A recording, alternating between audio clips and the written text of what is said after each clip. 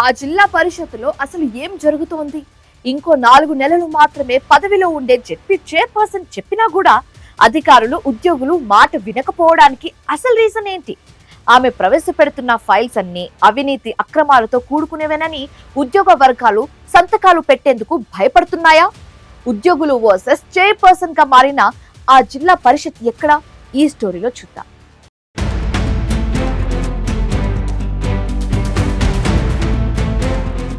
ఉమ్మడి పశ్చిమ గోదావరి జిల్లా పరిషత్ కార్యాలయంలో ప్రస్తుతం నడుస్తున్న సీన్లు ఏమాత్రం సాధారణంగా లేవు. నిన్న మొన్నటి వరకు అధికారుల పరేషాన్, లీడర్ల ఒత్తిడి అంటూ లోపల నడిచిన కోల్డ్ వార్ కాస్త ఇప్పుడు ఏకంగా chairperson versus CEO open war గా మారి రోడ్డుకెక్కింది. ఏడాది సెప్టెంబర్ నెలాఖరుతో జిల్లా పరిషత్ పాలకవర్గం పదవీకాలం ముగిసిపోతుండటంతో ఉన్న లొసుకులన్నీ ఒక్కొక్కటిగా బయటకొస్తున్నాయి. ఇన్నాళ్లు అంతర్గతంగా రగిలిన వివాదాలపై జెడ్పీ చైర్పర్సన్ ఘంటా పద్మశ్రీ తన భర్త ప్రసాద్తో కలిసి అఫీషియల్ గా ప్రెస్ మీట్ పెట్టడం జిల్లా పాలిటిక్స్ లో కలకలం రేపింది. జిల్లా పరిషత్ సీఈఓ పి జగదాంబపై ఆమె చేసిన పర్సనల్ అటాక్స్, తీవ్ర ఆరోపణలు ఇటు అధికార వర్గాలతో పాటు అటు కూటమి ప్రభుత్వంలోనూ పెద్ద కుంపటి రాజేశాయి. పదవీకాలం ముగిసే ముందే జెడ్పీలో ఇంత పెద్ద పొలిటికల్ డ్రామా నడవడానికి గల మూలాలు ఎక్కడున్నాయనేది ఇప్పుడు చర్చనీయాంశంగా మారాయి.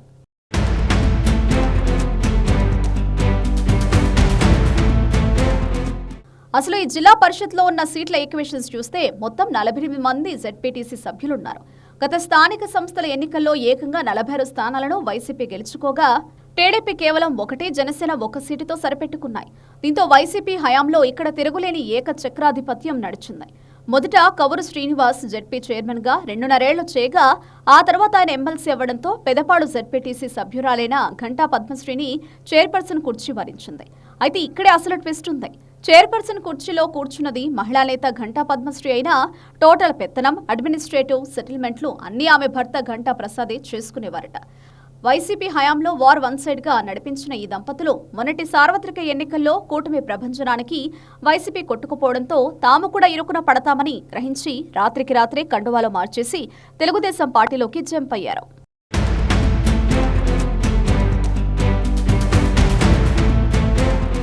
పార్టీ మారినా కూడా ఘంటా పద్మశ్రీ దంపతులకు బ్యాడ్ లక్ వెంటాడుతూనే వచ్చింది. వీరి సొంత మండలమైన పెదపాడు దెందులూరు నియోజకవర్గ పరిధిలోకి వస్తుంది. దెందులూరులో Telugu Desam party 5 brand MLA Chintamaneni ప్రభాకర్తో ఈ ఘంటా దంపతులకు పాత రాజకీయ వైరాలు ఉన్నాయి. వీరు వైసీపీ నుంచి టీడీపీలోకి వలస వచ్చినప్పటికీ చింతమనేని ప్రభాకర్ వీరిని అస్సలు దరిచేరనీయలేదు. జిల్లా పరిషత్ జనరల్ బాడీ మీటింగులలో, డీఆర్సీ సమావేశాలలో ఈ 2 వర్గాల మధ్య ఎడ్డమంటే తెడ్డమన్నట్లుగా తీవ్ర మాటల యుద్ధం సాగాయి.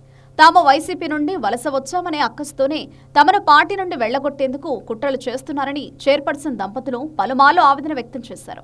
ఇక తమ అధికార పవర్ సెప్టెంబర్తో ముగిసిపోతుండటంతో ఈ చివరి 3 నెలల్లో వీరి పవర్ను పూర్తిగా కట్ చేసేలా జెడ్పీలోని అధికారులను, ఉద్యోగులను ఒక అదృశ్య శక్తి వెనకుండి నడిపిస్తుందనేది ఇప్పుడు జిల్లాలో ఓపెన్ టాక్.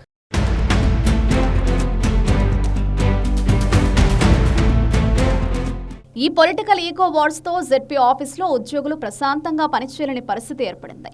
క్యాడర్ అంతా 2 గ్రూపులుగా చీలిపోయింది. పదవీకాలం ముగుస్తున్న తరుణంలో చైర్పర్సన్ ఘంటా పద్మశ్రీ ఏ నిధుల ఫైల్ కదిపినా అధికారులు దాన్ని తొక్కిపెడుతున్నారట. దీనికి కారణం ఆమె పదవీకాలంలో దాదాపు 95 కోట్ల రూపాయల విలువైన పనులకు పర్మిషన్లు ఇవ్వగా ఇప్పుడు చివరి 3 నెలల్లోనే 12 కోట్ల రూపాయల కొత్త పనుల ఫైళ్లను స్పీడ్ చేయడంతో దీపం ఉండగానే ఇల్లు చక్కదిద్దుకుంటున్న వారి దీపాన్ని ఆర్పేసే ప్రయత్నం చేశారట కొందరు ఉద్యోగులు. ఇంత వివాదాస్పదమైన జిల్లా పరిషత్కు ఈ వివాదాలేమీ తెలియక కొత్తగా జిల్లా పరిషత్ సీఈఓగా బదిలీపై వచ్చిన జగదాంబ మొదట్లో అన్ని చక్కదిద్దుదామనుకున్నా జరుగుతున్న రాద్ధాంతం చూసి ఈ తలనొప్పులన్నీ మాకెందుకు అనుకుందో ఏమో గాని 15 రోజులు సెలవు పెట్టి మరీ తప్పించుకున్నారట. కొద్ది నెలల్లో తాను రిటైర్ అవుతున్న ఆమె అవినీతి జరిగితే కేసులు ఎదుర్కొనడం మాకెందుకు అనుకున్నారేమోనని గుసగుసలు వినిపిస్తున్నాయి.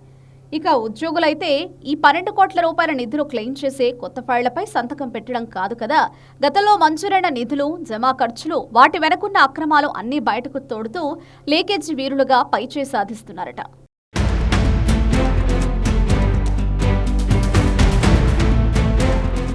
రీసెంట్ గా జెడ్పీ ఆఫీస్ బిల్డింగ్ డెవలప్మెంట్ కోసం చైర్పర్సన్ 90,50,000 రూపాయల ఫండ్స్ వాడేశారు.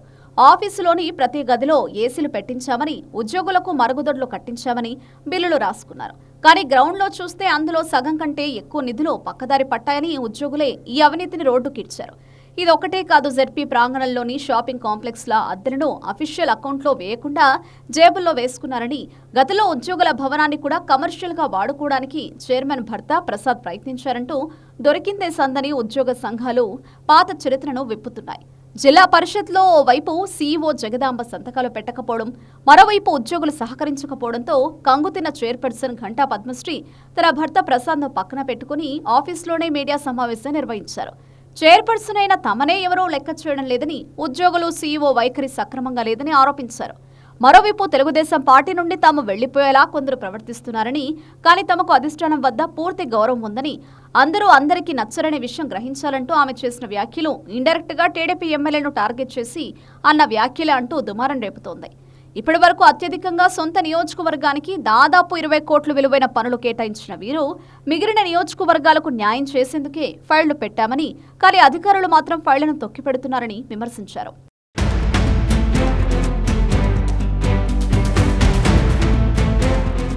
అంతేకాదు, సీఈఓ జగదాంబ బయట వ్యక్తులు కొందరు బ్రోకర్ల ప్రాపకం కోసమే పనిచేస్తున్నారని చైర్పర్సన్ బహిరంగంగా విమర్శించడంతో అసలు జెడ్పీలో ఏం జరుగుతోంది, ఎవరిది తప్పు ఎవరిది ఒప్పు అని జిల్లా పరిపాలనా వర్గాల్లో అనుమానాలు రేకెత్తుతున్నాయట.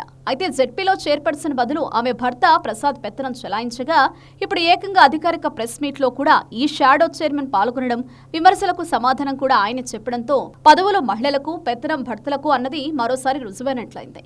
మొత్తానికి స్థానిక సంస్థలను బలోపేతం చేయాల్సిన జిల్లా పరిషత్లో అడుగడుగునా వినిపిస్తున్న అవినీతి ఆరోపణలు, అధికారుల పాలక వర్గాల మధ్య పెరిగిన గ్యాప్ ఇంకా ఎలాంటి పరిణామాలకు దారితీస్తుందో అనేది ప్రశ్నార్థకంగా మారింది.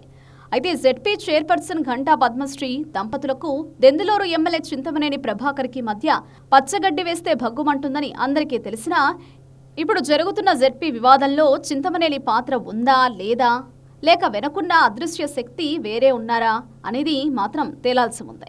మరి స్థానిక ఎన్నికల్లో కీలకమైన జిల్లా పరిషత్లో నెలకొన్న వివాదంపై కూటమి ప్రభుత్వం ఎలా స్పందిస్తుంది? సొంత నేతల ఒత్తిడితో వలస వచ్చిన చైర్పర్సన్ దంపతులను టీడీపీ అధిష్టానం దూరం చేసుకుంటుందా? అలా చేస్తే రాబోయే జిల్లా పరిషత్ ఎన్నికల్లో బలం ఎవరి వైపు ఉంటుందనేది ఇప్పుడు కీలకంగా మారింది.